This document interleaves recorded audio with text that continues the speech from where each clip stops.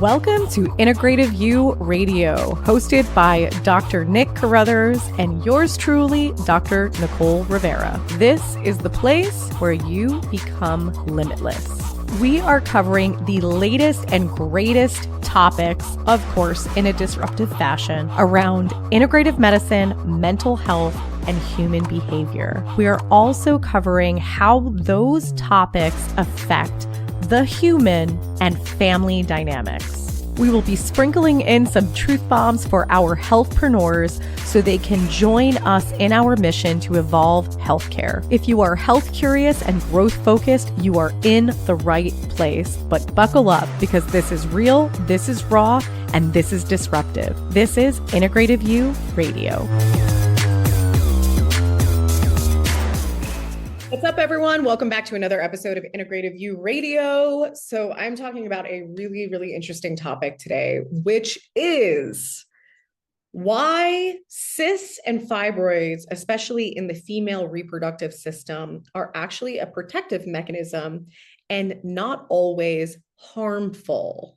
So we're going to get into that, because those of you that are like, no, they are harmful. And I've had, terrible pain and periods and my cyst has ruptured, etc. Listen, I get it. And we are not discrediting any of that, because of course, if you do have a multitude of cysts, fibroids, it takes up space. It's going to create blockages. It is going to affect blood flow. It is going to create pain. It is going to affect nerve receptors. So yes, that is all bad.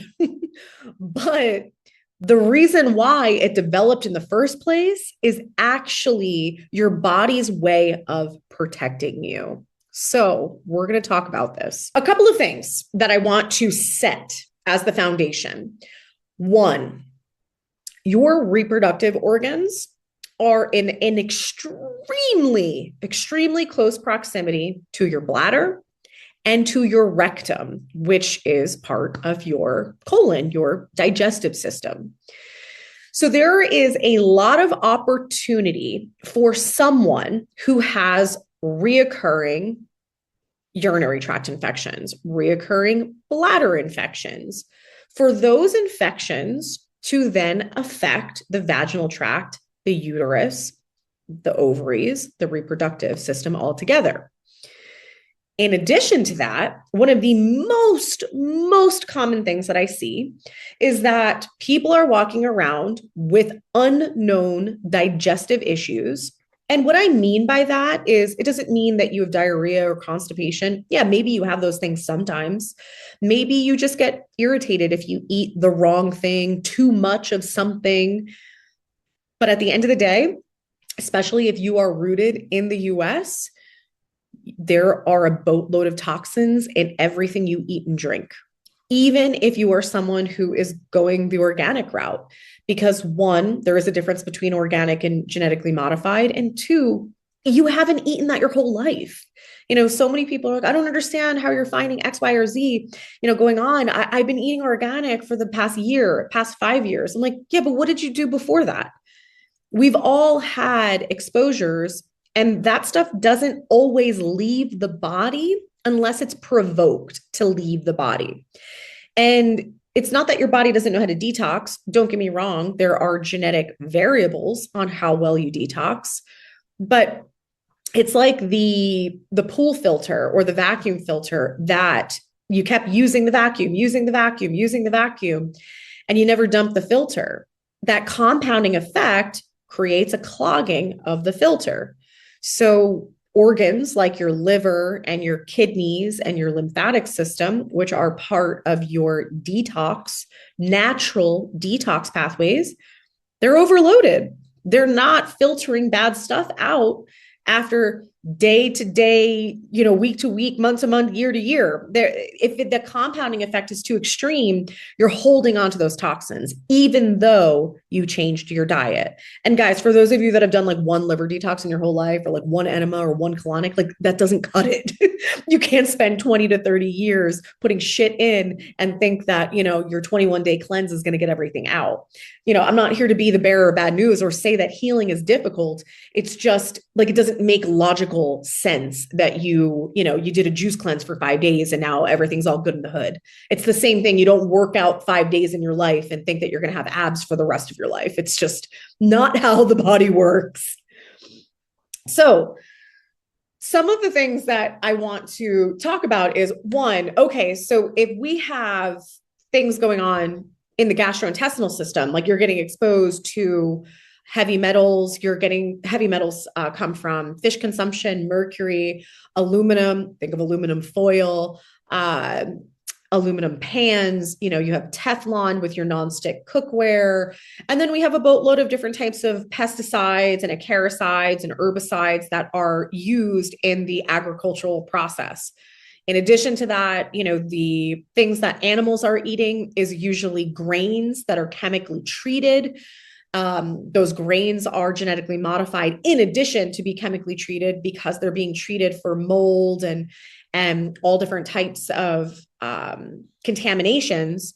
So you're getting exposed to these different chemicals by eating the produce, by eating the meat, drinking the milk, drinking your tap water.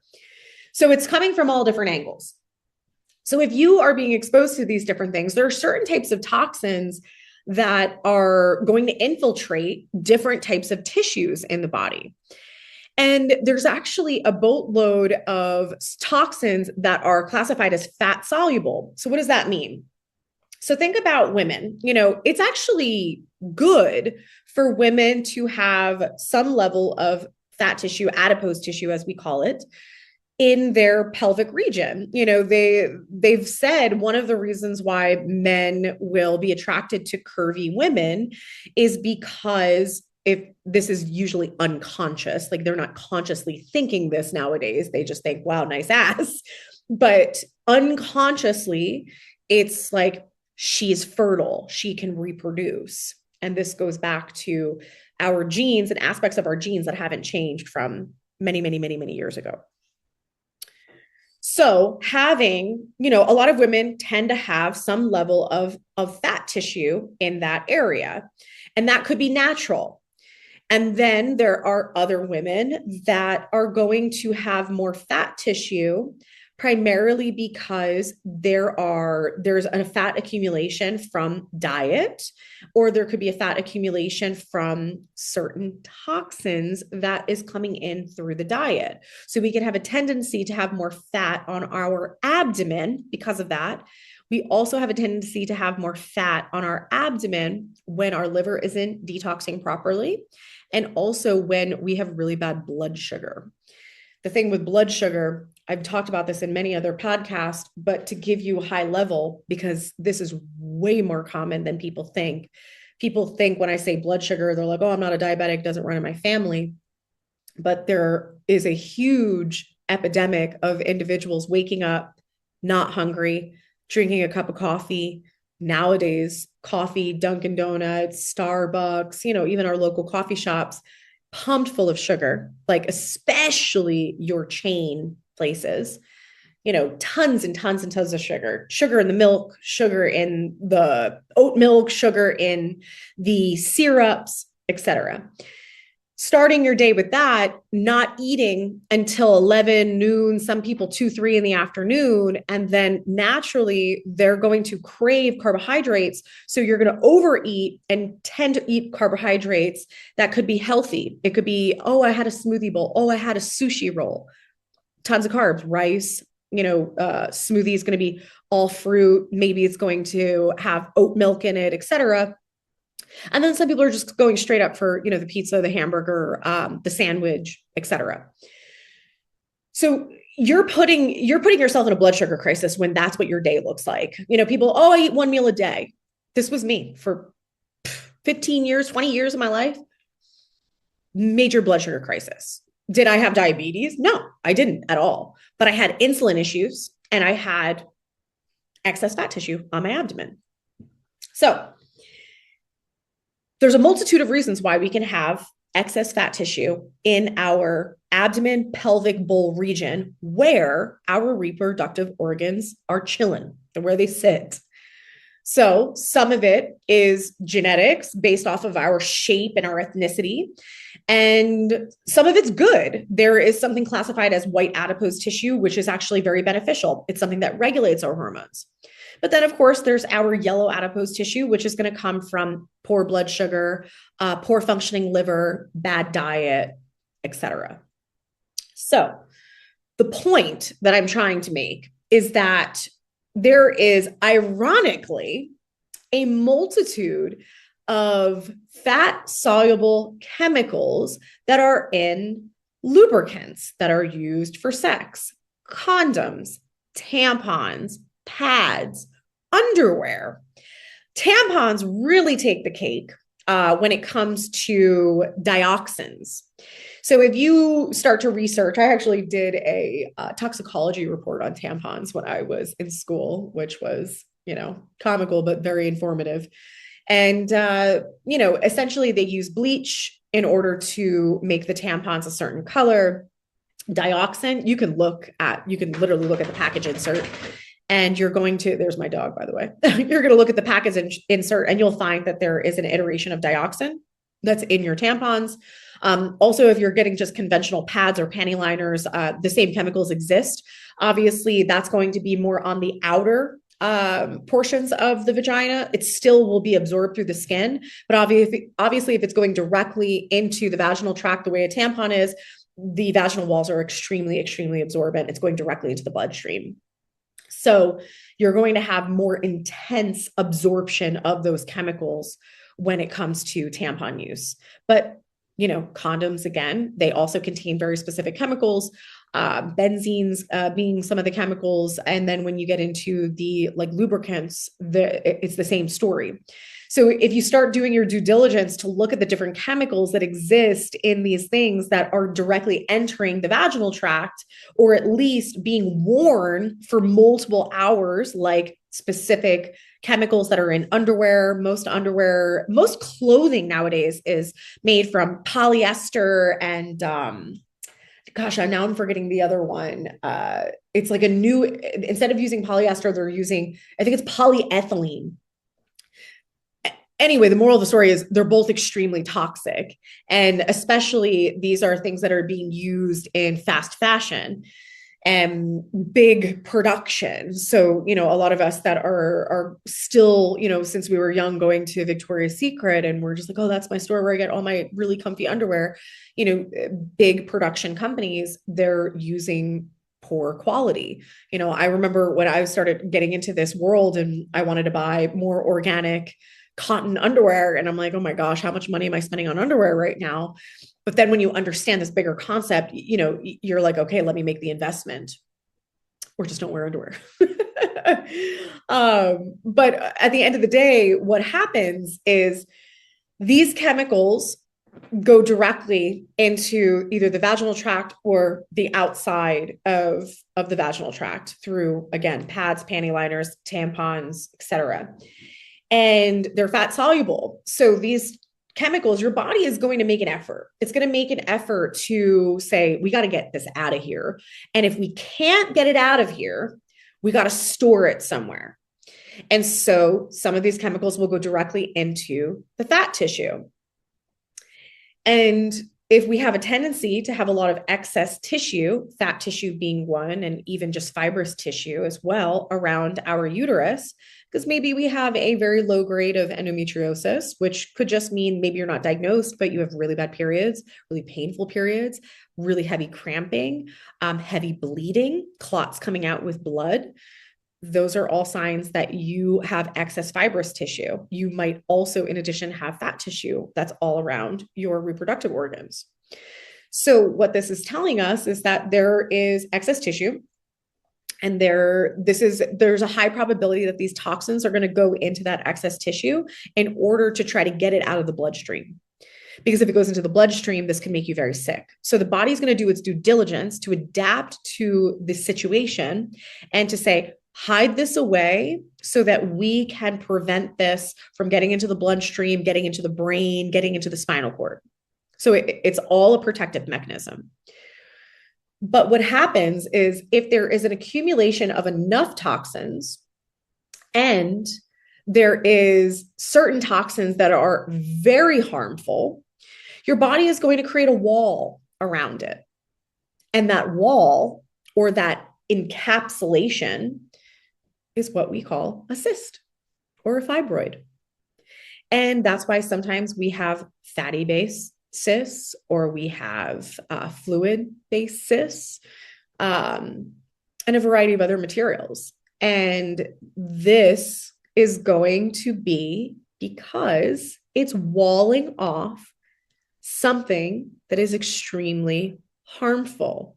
In my experience, these cysts and fibroids are more correlated to toxins. Second runner up, parasites, which we will get into in just a moment. And then lastly is going to be harmful bacteria. Harmful bacteria is not always going to be the catalyst to fibroids and cysts, because our body has innate mechanisms in order to fight that off.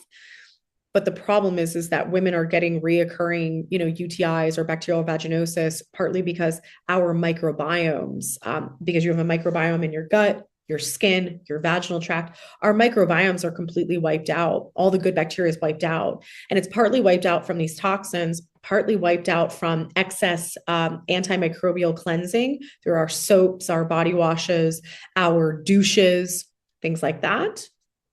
And then also the amount of pesticides that we're exposed to is affecting the microbiome of the gut. And a lot of the personal products that we're using on our bodies that are chock full of chemicals is wiping out the microbiome on our skin and even in the vaginal tract. So that's the bacteria is a probability for cyst development or fibroid development.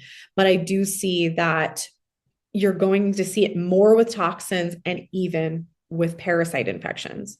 You may be thinking, holy shit, what is she talking about? Can I have parasites in my vagina? It is possible. It is not possible. It's not crazy common, but this is definitely something that can happen in the event that you have massive parasite infections in your gut. Because again, your descending colon and your rectum back up to your uterus. So if you have something like Crohn's or ulcerative colitis, meaning you have ulcers in your rectum or in your colon, whatever organisms that are in there creating the inflammation can escape and they can go other places. So this is one of the reasons why we can actually have parasites affecting our reproductive system. And so again, your body is so smart. It's like, what the fuck is that? Wall it off, trap it, encapsulate it.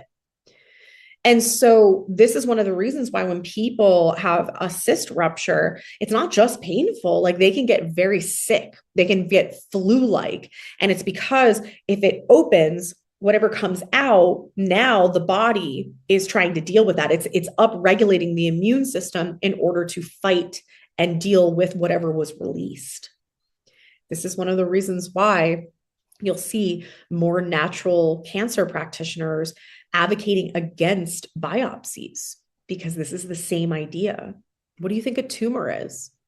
A tumor is the body's innate response to wall off something super fucking harmful. But it's not inaccurate when they say it's a cancer cell. What you have to understand is that when your tissue thrives on oxygen, hence why we breathe air. So it takes in oxygen, and that creates the health of tissue and the health of your cells. But when something has to learn how to live without oxygen, so there's a certain tissue or a certain part of an organ that is bombarded with infections or toxins, what has to happen is that the body has to adapt. And so instead of living on oxygen, it has to learn how to live without it. And so there's a mutation that will happen. And that mutation is going to change the cells. And under a microscope, that's what we call cancer cells. But when we're dealing with a tumor, cancerous tumor, is not only have we had a change in the tissue because the tissue had to learn how to live without oxygen, but in addition to that, it's also walling off something extremely harmful. And that could be toxins, it could be parasites, it could be bacteria, it could be mold, it could be a combination of those things. And so they do a biopsy, pierce it, extract, and now you're going to have a spillage out. So this is not, a podcast specifically on that topic, which is a very loaded topic, but it's a similar concept. And so what we need to understand is that fibroids and cysts that are developing in our reproductive system, even in our respiratory system, this is an adaptation that your body innately does intelligently in order to wall off things that are harmful to your reproductive organs. So it's a matter of investigating, what is it walling off? What is going on in my reproductive organs, around my reproductive organs? What is going on in my gut, in my rectum, in my descending colon, in my bladder? What's going on in the lymph nodes that are in my pelvic bowl, all those lymph nodes in your bikini line? Like, what's going on in that whole area that's potentially causing it? Because I'm sure that majority of women that are dealing with this, they're just being told like, oh, it's a hormonal imbalance. And they're being recommended different medications or different hormone replacement therapies. It doesn't fucking do anything because it's not the problem. Yes, do you have hormonal imbalance? Yeah, of course. Because if you have an excess of tissue, especially fat tissue, you're going to have major estrogen imbalances. But most estrogen imbalances actually go back to liver dysfunction. It goes back to blood sugar dysfunction. If you have progesterone issues, this could be something that's coming from the reproductive organs. This could be something coming from the brain. The brain is the regulator. Your pituitary gland is the regulator of your hormones. This could be too much stress hormones, because guess what? If you're running from a tiger or you are going to fight a tiger, your body's not prioritizing reproduction. It's prioritizing survival. And people don't realize nowadays, if you get a bad email or you get a bad fight with your husband or your wife, like that triggers the exact same response as if you have to fight a tiger or run.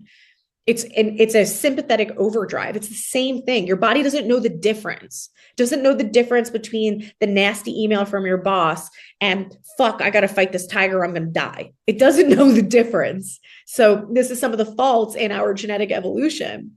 But this is why this modern age is creating so much fucking anxiety and depression for people, is because I talked to a 13-year-old the other day, and I was like, wow, your nervous system is so taxed. Like, I dropped this pen and she's like, and this is something that's happening younger and younger. And we're just in this age of technology and overstimulation and do, go, be the best, competitive, go to this sport, be the best ballerina, be super smart, pass your SATs, go to the best college.